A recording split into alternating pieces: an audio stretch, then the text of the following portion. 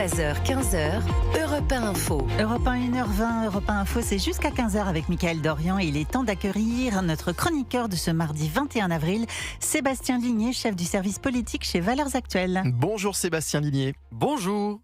Le gouvernement demande une fois de plus aux Français de se serrer la ceinture. Objectif, 6 milliards d'euros d'économie, un nouvel effort. Encore un de plus demandé dans un contexte de crise pétrolière, alors que les Français étouffent déjà et attendent du gouvernement autre chose. Ils attendent une baisse, évidemment, des taxes sur le carburant.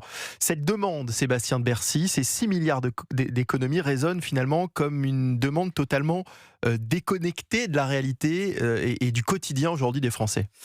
Bien sûr, mais ce qui est très intéressant, c'est que le postulat de base du gouvernement qui consiste à dire que le budget est tellement déficitaire, les comptes sont tellement vides qu'on ne peut plus se permettre, comme on l'a fait pendant des décennies, de sortir le chèque magique et le chèque en blanc pour trouver 7 milliards en temps de crise.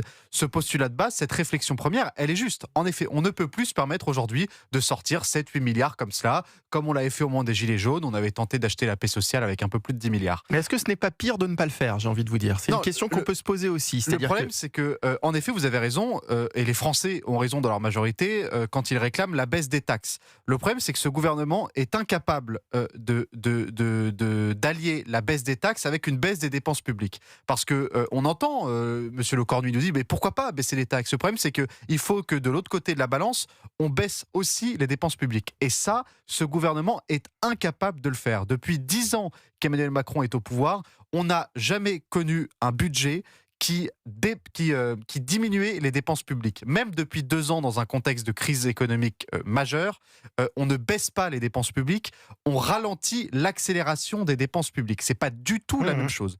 Donc c'est un talon d'Achille terrible. Est-ce que le fait de refuser toujours de baisser les taxes n'est pas le meilleur moyen finalement pour creuser encore plus la dette ? On le voit, les Français partent moins en vacances, consomment moins. Au final, est-ce que c'est pas moins de rentrée fiscale pour l'État ? Est-ce que c'est pas sur quoi on est en train de se diriger ? Mais vous avez raison, mais là, ça implique un changement de paradigme, un changement de mentalité économique total. Ce serait faire un 180 degrés absolu. Il faudrait que le gouvernement macroniste comprenne que pour relancer une économie, il faut baisser les taxes, il faut encourager l'investissement, il faut encourager la consommation. C'est absolument pas la direction qui a été décidée par le gouvernement depuis 10 ans. Donc je ne vois pas pourquoi, à un an de la fin, il y aurait un changement de mentalité, d'idéologie même, parce qu'on foncerait dans le mur. Ils savent qu'on fonce dans le mur. Ce sont même eux qui nous ont entraînés vers ce mur de la dette.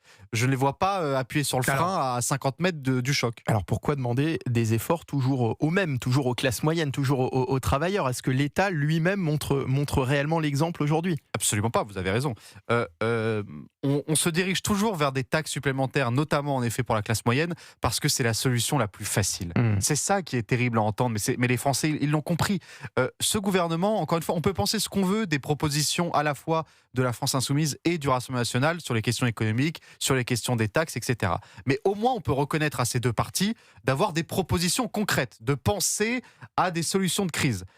Ce qui est terrible dans cette histoire, ce qu'on constate depuis le déclenchement de la guerre en Iran, c'est que ce gouvernement n'a aucune inventivité, n'a aucune idée nouvelle. Une fois qu'on a enlevé au gouvernement, encore une fois, le chèque en blanc, une fois qu'on ne peut plus faire de dépenses supplémentaires, il n'y a plus aucune autre solution dans leur dossier. C'est un gouvernement qui est formaté à une seule chose, la taxe, l'impôt supplémentaire. Donc ils ne savent faire que cela. Donc c'est ce qu'ils continuent à faire, parce qu'en effet c'est tellement facile de rajouter une taxe supplémentaire, un pourcentage en plus. C'est plus compliqué de dire maintenant on va voir aussi se serrer la ceinture.